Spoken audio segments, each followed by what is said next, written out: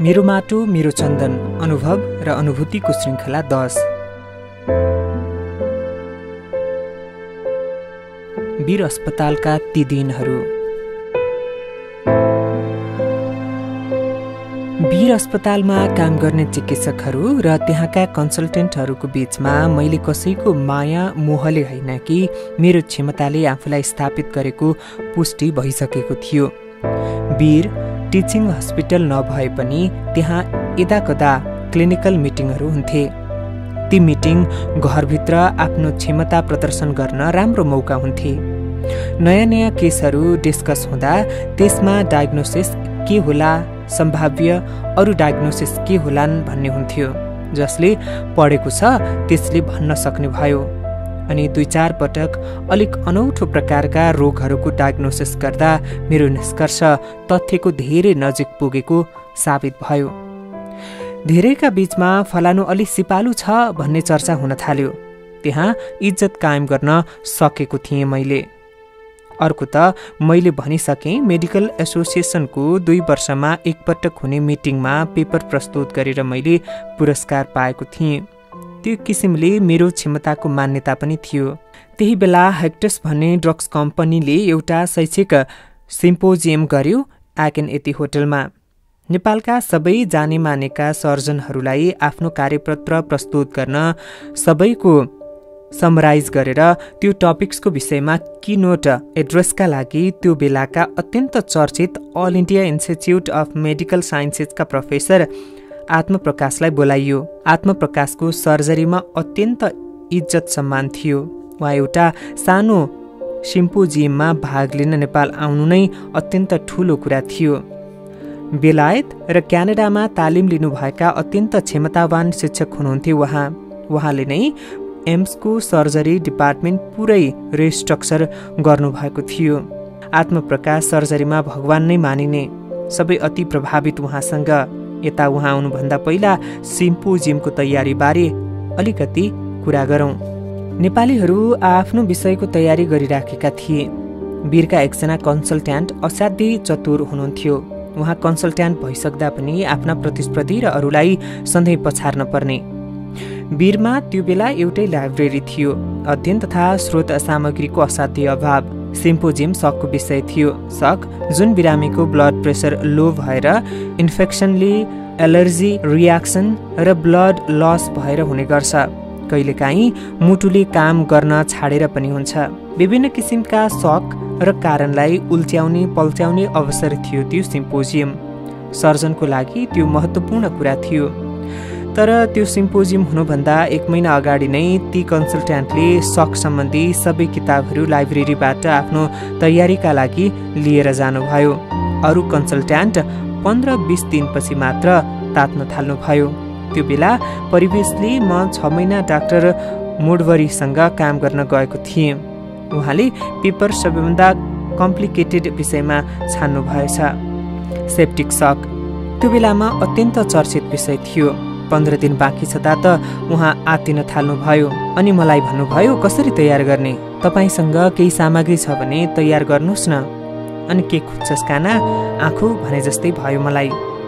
मसँग सेप्टिक सकको विषयमा पहिले नै पढ्दाखेरि बनाएका नोटहरू पनि थिए। त्यसबेला अत्यन्तै चर्चित विषय भएकाले ब्रिटिस जर्नल अफ सर्जरीमा एउटा रिभ्यू आर्टिकल छापिएको थियो। त्यसको धेरैजसो अंश मैले उतारेर राखिसकेको थिएँ। ती कन्सल्ट्यान्टले लाइब्रेरीका सबै किताब लिएर जानुहुन्छ भन्ने सेन्सले त्योभन्दा अगाडि नै एउटा किताब मैले लिएर गइसकेको थिएँ। उहाँ सधैँ त्यसै गर्नुहुन्थ्यो। क्लिनिकल मिटिङमा आफूभन्दा जुनियरलाई नभन्ने के प्रस्तुत गर्दैछु भनेर, अनि सबैलाई उल्लु बनाएर आफू मात्र स्मार्ट बनाए। त्यो बेलामा स्लाइड दुर्लभ हुन्थ्यो। त्यो एडिटेड सिटमा लेख्नु पर्थ्यो। एडिटेड सिट एउटाको 90 रुपियाँ पर्ने, 600-700 रुपियाँ खर्चमा, तलबभन्दा बढी। जुन पायो त्यही मसीले लेख्दैनथ्यो। इन्डेलिबल मसी प्रयोग गर्नु पर्थ्यो। यी सबै महँगा सामग्री किनेर स्लाइड तयार गरेँ। सम्पूर्ण सामग्री डाक्टर मोडवरीलाई देखाएँ। त्यहाँ पनि मैले स्लाइडहरूको बारेमा बताएँ। अनि उहाँले त्यो लिएर पढ्नुभयो। अरू भएको भए भन्थेनन् होला, तर डाक्टर मोडबरीले आफ्नो प्रस्तुतिको सबैभन्दा पहिले मलाई धन्यवाद दिनुभयो। यो तयार गर्न फलानाले सहयोग गर्नुभएको मात्रै होइन, यसमा उहाँको धेरै हात छ भनेर मेरो नाम लिनुभयो। त्यसमा कन्जुस्याही गर्नु भएन। हामी जुनियरहरू पछाडि बसेका थियौँ। त्यो बेलामा सबैभन्दा थ्योरी जान्ने चर्चित नेपाली सर्जनहरूमध्ये डाक्टर मोइन शाह हुनुहुन्थ्यो। उहाँको प्रस्तुति अरूभन्दा फरक हुने गर्थ्यो। बेलायतमा धेरै वर्ष बस्नुभएकाले होला अलि बढी नै हेप्नुहुन्थ्यो अरूलाई। मौका पायो भने यिनीहरू कसैलाई केही आउँदैन पनि भन्दै हिँड्नुहुन्थ्यो। उहाँले सकको ओभरभ्यू प्रस्तुत गर्नुभयो। मैले पछाडि बसेर सहकर्मी रजिस्ट्रार साथीहरूलाई भने, आज म प्रश्न गर्छु उहाँलाई। म त्यसका लागि तयार भएर गएको थिएँ, पढेर गएको थिएँ। साथीहरूका अगाडि देखाउन पनि राम्रो हुने, एम्सका प्रोफेसरले पनि थाहा पाउने, आफूलाई प्रोजेक्ट गर्ने ठाउँ पाएँ मैले। पछाडि गएर खासफुस गरेँ साथीहरूको कानमा। साथीहरूले दुनियाँलाई ठेगान लगाउने मान्छे प्रश्न गरिस् भने तँलाई खाइदिन्छ, तेरो दुर्गति हुन्छ, चुप लागेर बस भने मलाई।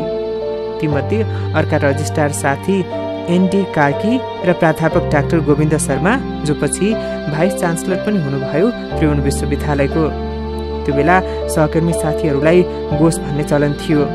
अनि अन्तिममा म पछाडिबाट उठेँ। मैले उहाँलाई 2वटा प्रश्न गरेँ। सकलाई रिभर्सिबल र इरिभर्सिबल 2 श्रेणीमा वर्गीकृत गर्नुभयो डाक्टर शाहले।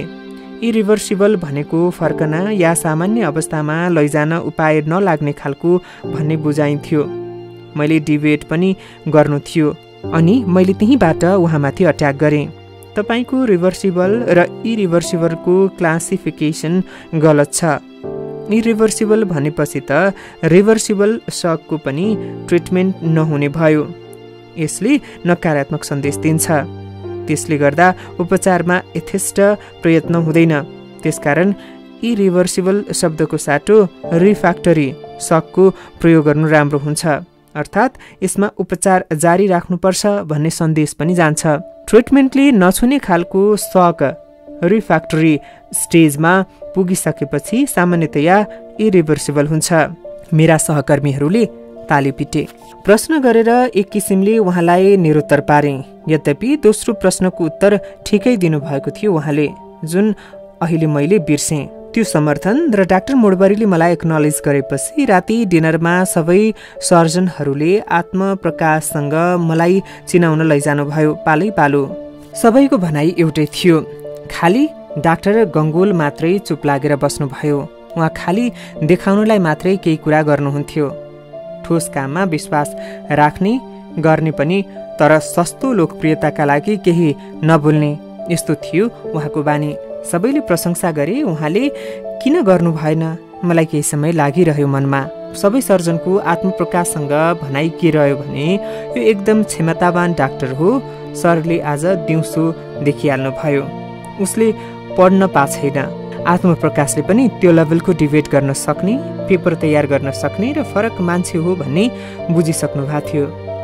आत्मप्रकाशको अन्तिम भनाइ के थियो भने, यसलाई 3 वर्षको कोर्स पनि चाहिँदैन, यसले प्र्याक्टिकल सबै गरिसकेको छ, थ्योरी पनि पढ्या छ, खाली थेसिसका लागि 1.5 वर्ष पायो भने म 1.5 वर्षमा यसलाई एमएस गराएर पठाउन सक्छु। 3 वर्षको साटो। तपाईहरूले यहाँबाट सरकारको अनुमोदन अप्रुभल लिएर पठाइदिनु भयो भने म उसलाई 1.5 वर्षमा ट्रेनिङ गराएर पठाउन सक्छु भन्नुभयो। मेरो समस्या नेपाल सरकारको सिफारिस पाउनु नै थियो। त्यो बेला प्रशंसा पाएँ, तर एम्स जाने मेरो भाग्य चाहिँ बन्द भयो। छात्रवृत्ति पाउन 3 वर्षको नोकरी पनि पुगेको थिएन। मेरो अध्ययन बिदा पाउने अवस्था नै थिएन। एम्समा अप्लाई गर्ने बित्तिकै देशभरिको प्रतिस्पर्धाबाट जानु पर्थ्यो। आत्मप्रकाशले भन्नुभएको भनेर चल्दैनथ्यो। नेपालको आफ्नै कानुन, सिनियरिटी, दुर्गममा काम गरेको सबै नम्बर जोडेर जसले पाउँथ्यो उसैलाई पठाइन्थ्यो। म दुर्गममा पनि कहिले नगएको, सिनियर पनि नभएको, मेरो त सम्भावना नै थिएन। सिम्पोजियम पछिका 1-2 दिन रमाइला भए। त्यो अध्याय त्यसै समाप्त भएर गयो। यसरी नै यी 2-4 घटनाले मैले आफूलाई अरूभन्दा बेग्लै क्षमता भएको व्यक्तिका रूपमा चिनाइसकेका थिएँ। म सर्जरीको रजिस्ट्रार भएपछि थुप्रै इन्ट्रेस्टिङ घटनाहरू भए। तर पहिला छुटेका 1-2वटा घटनाबारे म अहिले भन्न चाहन्छु। त्यसताका हाम्रो अर्थात् डाक्टर गङ्गोलको युनिटमा कहिल्यै पनि केस पेन्डिङ नहुने। हप्ताको 2 दिन हाम्रो रुटिन अपरेसनको दिन पर्थ्यो। त्यो दिन नसकेका केसहरू हामी अरूलाई थाहै नदिई इमर्जेन्सी भनेर शनिबार गर्थ्यौँ। अरू छुट्टी मनाउन जाने दिनमा हामी सर्जरी केस हेर्थ्यौँ। डाक्टर गङ्गोल सधैँ 8 बजे आउने मान्छे शनिबार चाहिँ 10:30-11 आउनुहुन्थ्यो। त्यो चाहिँ एउटा उद्देश्यले प्रेरित थियो, किनभने वीर हस्पिटलको अपरेसन थिएटर सधैँ 9 बजेदेखि सफा गर्न थाल्थे र 11 बजे सित्त्याउँथे। त्यो हामीलाई मात्रै थाहा थियो। सफाई सिद्धिएपछि हामी ओटी इन्चार्ज नर्सलाई बोलाउँथ्यौँ अनि भन्थ्यौँ साँच्चै एउटा इमर्जेन्सी केस छ, हाम्रो अपरेसन गर्नुपर्छ है। त्यसमा उनीहरू नाइनास्ती गर्दैनथिए। त्यसपछि एनेस्थेसिस्ट बोलायो। कसैले इमर्जेन्सी होइन भनेर हामीसँग डिबेट गर्न सक्दैनथे। हामी थ्योरिटिकल कुरा उहाँहरूलाई जवाफ दिन सक्थ्यौँ। त्यसरी हामी केस क्लियर गर्ने गर्थ्यौँ। लक्ष्मीनारायण प्रसाद डाक्टर साहब असाध्यै मृत्युभाषी, नरम स्वभावको ENT को हेड हुनुहुन्थ्यो। एक दिन बुधबारको दिन उहाँसँग भेट भयो। कता कता उहाँले थाहा पाउनु भएको रहेछ डाक्टर गङ्गोलको युनिटमा कहिल्यै पनि केस पेन्डिङ हुँदैन। ओटीको दिन थियो, डाक्टर गङ्गोल हुनुहुन्थ्यो त्यहाँ। 12 बजे सामान्यतया हामी चिया खान जान्थ्यौँ। डाक्टर प्रसाद पनि त्यहाँ आइपुग्नु भयो। त्यही बेलामा उहाँले सोध्नुभयो, ए डाक्टर गङ्गोल, तपाईँ कहिले पनि केस पेन्डिङ राख्नुहुन्न मैले थाहा पाएँ, तर यत्रो विधि केसहरू कसरी सिद्ध्याउनुहुन्छ तपाईँहरू? हाम्रोमा त अर्थात् ENT 2 बजेपछि एनेस्थेसिया पनि दिँदैनन्, के कसरी सिद्ध्याउनुहुन्छ? डाक्टर गङ्गोलले सोझो जवाफ दिनुभयो, बाँकी रहेका केसहरू इमर्जेन्सी बनाएर शनिबार गर्छु नि। त्यो भनेको 2 मिनेटपछि डाक्टर प्रसादले त्यहाँको थिएटर इन्चार्ज नर्स हुनुहुन्थ्यो दुर्गा शर्मा, उहाँलाई बोलाउनु भयो। ए दुर्गा, यता आऊ त। दुर्गा आउनुभयो अनि डाक्टर प्रसादले फ्याट्ट भन्नुभयो, मेरो एउटा इमर्जेन्सी केस छ है, शनिबार अपरेसन गर्नुपर्छ। आज बुधबार मात्र भएको छ। के केस हो भनेर दुर्गाले सोध्नुभयो। नाकको बीचको पार्टेसन बाङ्गिएको त्यसलाई नेजल डेभिएसन भन्छन्। त्यो डेभिएटेड नेजल सेप्ट्रमको सेप्टोप्लास्टी गर्नु छ एउटा बिरामीको शनिबार। अनि दुर्गाले जवाफ दिनुभयो, इमर्जेन्सी भए आजै गर्नु न त, शनिबारसम्म किन कुर्ने? अनि त्यो केस पनि इमर्जेन्सी हुन्छ त? दुर्गाले जवाफ दिनुभयो। डाक्टर डङ्गोल टोयलेटतिर कता जानुभएको थियो। आएपछि डाक्टर लक्ष्मीनारायणले भन्नुभयो, मैले भन्दा त शनिबार हुँदैन भनिन्, तपाईँ कसरी गर्नुहुन्छ? अनि म शनिबारको इमर्जेन्सी बुधबार भन्छु त, म शनिबार बिहान मात्रै भन्ने गर्छु, डाक्टर गङ्गोलले भन्नुभयो। त्यस्ता रमाइला घटना हुने गर्थ्यो। हामी शनिबार पनि बिहान त्यो ओटी सफा गरिसकेपछि मात्र भन्थ्यौँ। 11 बजेतिर भनेपछि 11:30 12 बजे अपरेसन सुरु गर्थ्यौँ। 11 बजेतिर तयारी गरेर राखिएको हुन्थ्यो। हामी दुईजनालाई मात्रै थाहा हुन्थ्यो। त्यो एउटा रोचक घटना। अनि रजिस्ट्रार भइसकेपछि म अपरेसन गर्न धेरै सिपालु भइसकेको थिएँ। फेरि डाक्टर गङ्गोलसँग काम गर्ने उहाँ असाध्यै छिटो अनि मेटिकुलस पनि। उहाँसँग लस्याङ लोसुङ गर्ने, अलि फोहोर अपरेसन गर्ने मान्छे तग्नै नसक्ने, रिसाउन पनि उहाँ जमदग्ने। एकपल्ट अर्को एउटा रोचक परिस्थिति उत्पन्न भयो। डाक्टर भट्टाचार्यको रजिस्ट्रार एनटी कार्की बाहिर गाथे। उहाँको एउटा बानीबारी सबै त्रस्त हुने गर्थे। सहायकमाथि असाध्यै निर्भर पनि रहने, तर चक्कु हातमा लिएपछि गाली पनि गरिहाल्ने। चक्कु हातमा लिएपछि उहाँलाई भूत चढ्ने अनि बिना कारण पनि गाली गर्ने। अरू समय पनि उहाँ एकदम नरम मिजाज, नरम बोलीको। डाक्टर गङ्गोलले मलाई भट्टाचार्यको सहायकमा खटाउनु भयो। त्यहाँ त नर्सहरूबीच एकदम बाजी थापाथाप भएछ। कारण के भने डाक्टर भट्टाचार्यले गाली नगर्या मान्छे नै छैनन्, डाक्टर देवकोटाले गाली नै खाए। कारण के भने डाक्टर भट्टाचार्यले गाली नगर्या मान्छे नै छैनन्, डाक्टर देवकोटाले गाली नै खासैनन् आजसम्म। अब त्यहाँ के हुने हो? त्यो त एकदमै बाजेकै लायक विषय थियो। पहिलो पेप्टिक अल्सरको केस थियो। मैले आफ्नो उपस्थिति जनाइहालेँ। सबभन्दा पहिले बिहान 8:30 बजे नै ओटीमा गएर सबै तयारी गरेँ। डाक्टर भट्टाचार्य आउने बित्तिकै अपरेसन सुरु गरौँला भन्ने सोचेर आफ्नो युनिटको रङ देखाइहालेँ। पेप्टिक अल्सरको अपरेसन पेट खोलेर भेगस भन्ने नसा काट्नु पर्थ्यो एसिड सिक्रेसन कम गर्न। भेगस नसाले आन्द्राको एसिड सिक्रेसनसँगै त्यसको मुभमेन्ट पनि नियन्त्रण गर्छ। यो भइसकेपछि आमाशयबाट आन्द्रामा खाना जाने बाटो बनाइदिनु पर्यो, अलि ठुलो। भेगस नसा 2टा हुन्छन्, पछाडिको चाहिँ पत्ता लगाउन अलिक गाह्रो हुन्छ। जो पायो यही सर्जनले पत्ता लगाउन नसकेर कहिलेकाहीँ फुड पाइप नै चुडालिदिन्छन्, कहिलेकाहीँ प्वाल बनाइदिन्छन्, भेगस नसाको फाइबर काटिदिन्छन्, तर त्यो पत्ता लगाउन सक्दैनन्। आमाशय र आन्द्रा बीचको प्वाल ठुलो बनाउन स्ट्यान्डर्ड विधि हामीले तोकेका थियौँ। डाक्टर भट्टाचार्य आएको थाहा पाएपछि मैले फटाफट बिरामीलाई एनेस्थेसिया दिन लगाएँ। बिरामीको अपरेसन गर्ने पाट पिन्डसँगै सबै तयारी फटाफट गरेँ अनि देब्रेतिर असिस्टेन्टको ठाउँमा उभिएँ। डाक्टर साहबलाई कुरेनौँ। ओटीमा छिरेपछि सोध्नुभयो, तयार भयो? त्यति सोधेर हात धुन जानुभयो अनि आएर दाहिनेपट्टि चक्कु लिएर अपरेसन सुरु गर्नुभयो। म त एकदम फास्ट अभ्यस्त अनि अपरेसन गर्दा जहाँ जहाँ रगत आउने अर्थात् ब्लिडिङ पोइन्ट ठाउँमा समात्दै रगत कन्ट्रोल गर्न थालिहालेँ। त्यसपछि त उहाँले अपरेसन स्पिड बढाउनु पर्ने भयो। गर्दै जाँदा पेट खोल्न 2 मिनट पनि लागेन। त्यही स्पिडमा काम गरेपछि उहाँ थाक्नुभयो। त्यसपछि मलाई गाली गर्न त कता हो कता, ल डाक्टर साहब सिद्ध्याउनुहोस् तपाईँले नै भनेर छोडेर हिँड्नुभयो। अपरेसन मैले आफैले सिद्ध्याएँ। बाजी थाप्ने नर्सहरू छक्क परे। डाक्टर भट्टाचार्यको गाली नखाने मान्छे नै थिएनन्। मैले अघि नै भने मभन्दा सिनियर र अत्यन्त क्षमतावान सिनियर रजिस्ट्रार डाक्टर एनडी कार्कीले समेत गाली खाए। उहाँ अहिले पनि दाङमा प्र्याक्टिस गर्नुहुन्छ। उहाँको डिग्री थिएन, तर गर्न नसक्ने अपरेसन केही पनि थिएन। यसरी म गालीबाट बचेँ। अनि अर्को कसैले नगर्ने अपरेसन म गर्ने गर्थेँ। त्यो मैले आफैले सिकेको खुँडे अर्थात् क्लिफ्ट लिपलाई मिलाउने। छुट्टीमा घर गएको बेला नजिकैको आपिपल हस्पिटलमा सिकेको टेक्निक थियो त्यो। जोसुकैसँग पनि सिक्नुपर्छ, जो पनि गुरु हुन सक्छन् भन्ने मेरो मान्यता रहिआएको छ। म एमबीबीएस अन्तिम वर्ष पढ्दा छुट्टीमा घर गएको थिएँ। त्यसबेला आपिपलको युएमएन हस्पिटलमा असाध्यै सिपालु सर्जन टोमस हेल हुनुहुन्थ्यो। उहाँसँग परिचय पनि गरौँ र यसो दोस्ती गऱ्यौँ भने घर नजिकको अस्पतालमा पछि काम पाउने सम्भावना पनि रहने, पैसा पनि राम्रो हुने, यी सबै सोचेर त्यो बेलासम्म मेरो कुनै ठुलो महत्त्वाकांक्षा थिएन। गाउँ फर्क डाक्टर नै बन्ने मेरो लक्ष्य थियो। अस्पतालका टोमस हेलसँग परिचय गरे। उनी पनि त्यति पिछडिएको ठाउँमा डाक्टरी पढ्दै गरेको केटी देखेपछि मक्ख परे। उनले ल भनेर अपरेसन थिएटरमा आऊ भने म पनि पसेँ।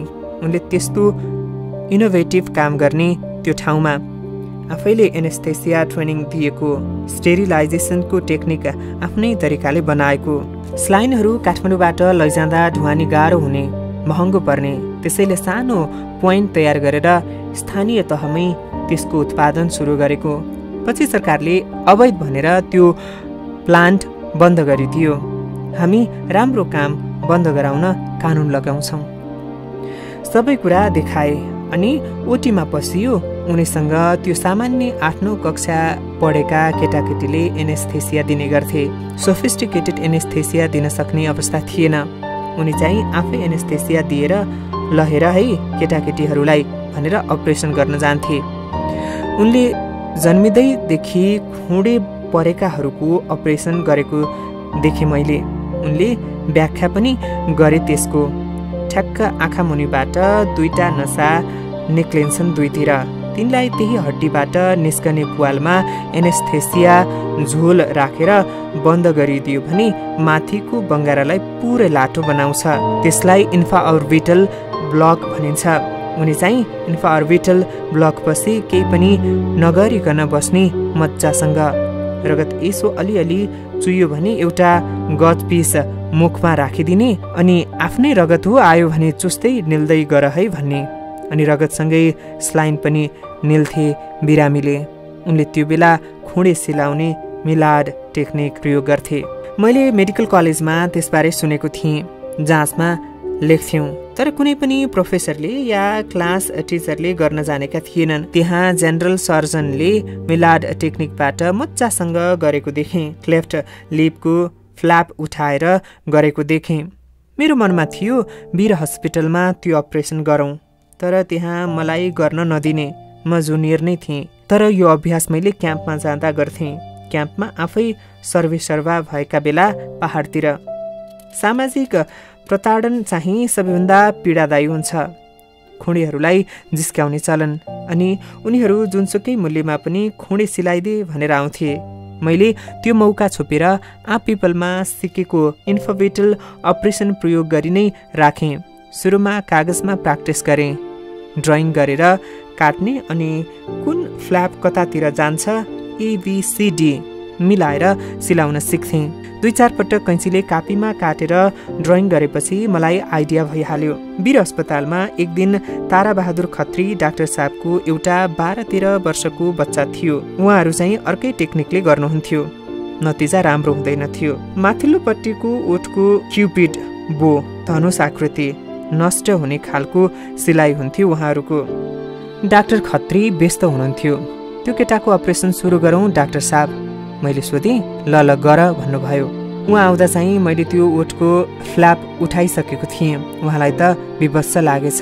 सिलाइ नगरेसम्म त चोसा मोसा धेरै हुन्छन्। ए देवकोटा, के गरेको, बर्बाद गर्यो भनेर मलाई गाली गर्नुभयो।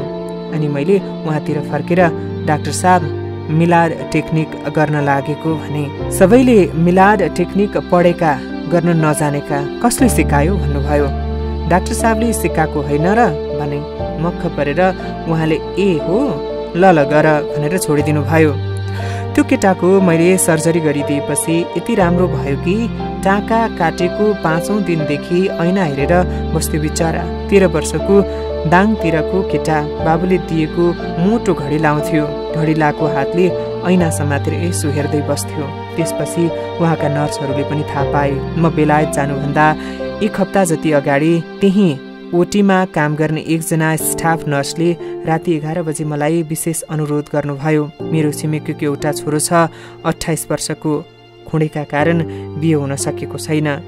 जुनै पनि केटीले खुँडेसँग के बिहे गर्ने भन्छन्। परिवार अत्यन्तै तनावमा छन्। मैले बोलाइराखेको छु बाहिर, गरिदिनुहोस् न भन्नुभयो। अब लिस्टमा राखौँ भने। कसले गर्ने हो? तपाईँले राम्रो गर्नुहुन्छ, गरिदिनुहोस् न भन्नुभयो। मैले राति नै गरिदिएँ। 5औं दिनका दिन टाँका काट्न पनि राति नै बोलाएँ। ऊ परेछ कुनै पुजारीको छोरो, काठमाडौँकै कुनै मन्दिरको पुजारी। उसले म बेलायत जाने पनि थाहा पाएको रहेछ। टाँका काट्न आएको दिन बाबु पनि आएका थिए। मलाई एउटा कमिज उपहार अनि मन्दिरको अक्षता र फुलसहित। उनले डाक्टर साहब तपाईँको राम्रो होस्, कल्याण होस्, मेरो छोरोको यति राम्रो गरिदिनु भयो, अब मेरो छोरोको बिहे हुन्छ भन्दै खुसी व्यक्त गरे। त्यसरी थुप्रै केटाकेटीको मैले उद्धार गरेको छु क्लेफ्ट लिपको अपरेसन गरेर।